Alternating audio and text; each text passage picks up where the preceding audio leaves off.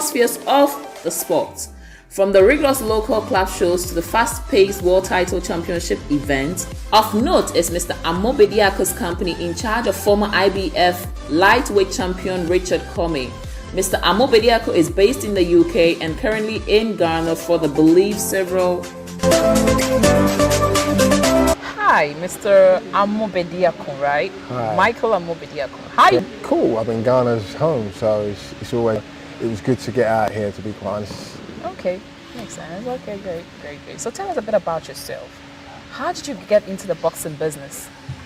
By accident, really. I wasn't looking to get into boxing. I was in between kind of businesses in the UK, and I was approached by a young kid who was into boxing, and he wanted me to sponsor him and stuff, and so I started sponsoring him out of a hobby kind of thing, and then it just went on and on and on. You start questioning yourself, you know. Great.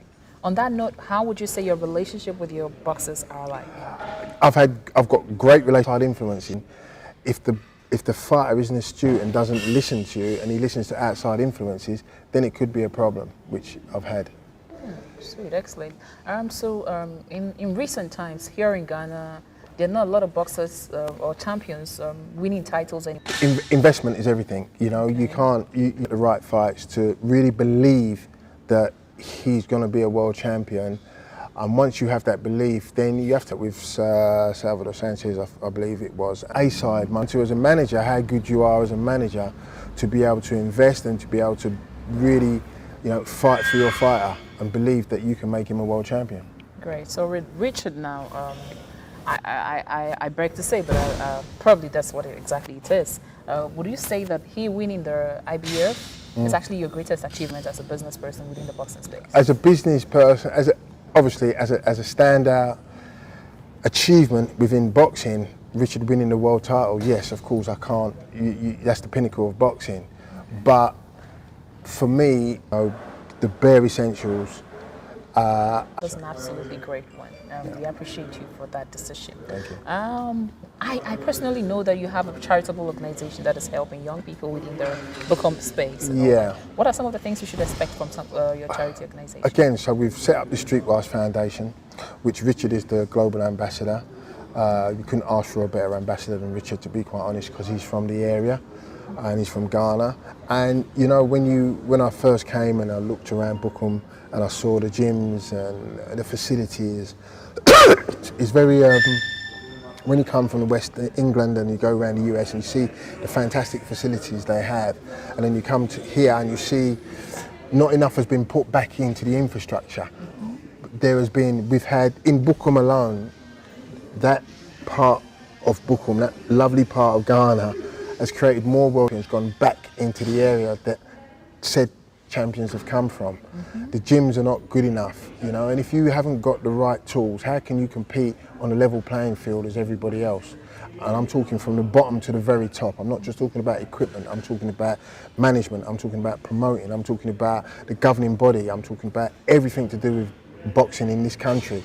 If we want to see more world champions, and if we want to be competing on a level playing field, we have to do more for ourselves, and our infrastructure has to be on more solid ground. At the minute, from what I can see, it's not. You can't have shows finishing at 5 o'clock in the morning. How are you going to get corporate bodies investing if they want TV to come on board and put shows on TV? If your whole business, the whole boxing fraternity looks unprofessional, who's going to come in and invest? Hence why the gyms and everything about the output in fighters in terms of their output in champions and so forth and so forth. And we're not doing enough for ourselves. Okay. On that ground, what would be your advice to governments on that level? Because governments should also at least play a role in that space. Not coming from professional boxing. Professional boxing governs itself. So it's for the governing body to go and seek out what we need to improve this sport. You can't keep holding your hands out for government this, government that, government this, government that. The amateurs can, because the amateurs are not a paid fraternity. But professional boxing needs to work out some way, shape or form how it can get financed itself. So the governing body, the GBA, they should be actively going out looking for potential investors for the sports, just like promoters, just like managers, myself. We're all responsible for this sport in Ghana. You can't keep holding your hand out and expecting other people to pay. We all have to have a part in making this sport that we call the greatest sport in this country, that has given us world champions upon world champions. The football team haven't done that, but boxing has. We are not doing enough, and we are all responsible, including myself. That's why we set out the foundation to start helping boxers from the bottom upwards. But we need other people to take on the ethos that we are showing, and if they don't, it's always going to be fractured. There's always going to be problems. And do enjoy your stay here in Ghana. I always do. I hope to get to see you again and You probably get definitely hang out. And Yeah. It's been a very interesting interview. Definitely will, 100%. Thank you very much. No problem, it's a pleasure. Pleasure. Take care.